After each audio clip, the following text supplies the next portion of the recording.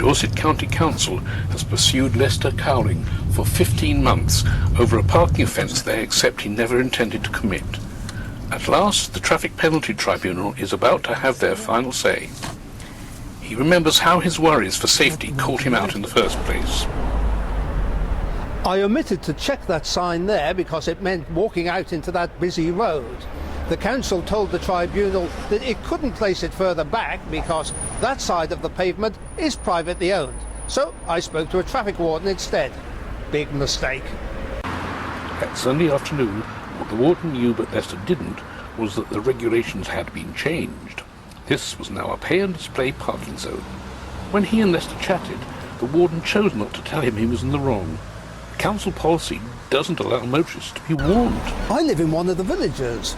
How was I to know that a new scheme of parking had been introduced in Dorchester? Well, according to Parking Supremo Anne-Marie Goodbody, the scheme had been widely advertised in newspapers and on radio. She wrote and said so.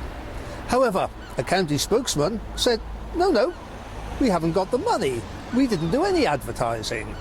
So I checked with local newspapers and local radio stations, like here at Wessex FM. No, they hadn't had a single advert. This contradiction of council official by council spokesman left Lester with one option. I appealed. It took 15 months to get a hearing. By that time, they'd stopped having appeals in Dorchester, so I had to come here, to this very posh hotel in Bournemouth. After 15 minutes, adjudicator Richard Charles had made his decision. He limited himself to deciding if the warning signs were properly placed. They were, so he rejected Lester's appeal.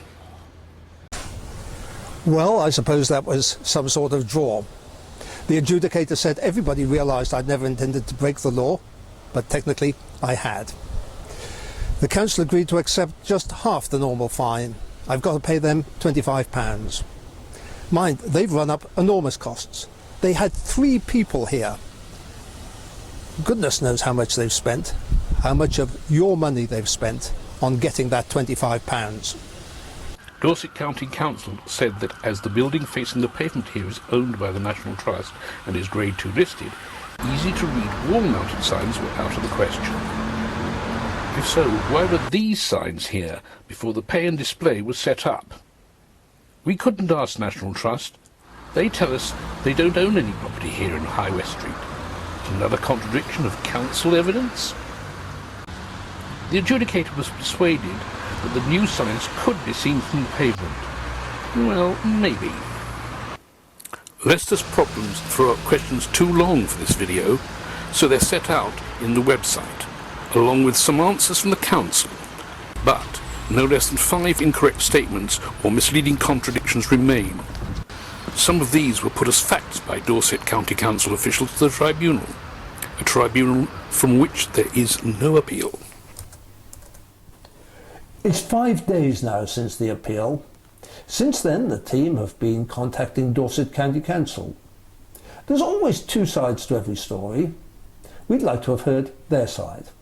However, they've chosen not to put anybody forward for interview. They have issued a statement, and you can see it at the Real West Dorset website. Take care, especially if you're parking in Dorchester.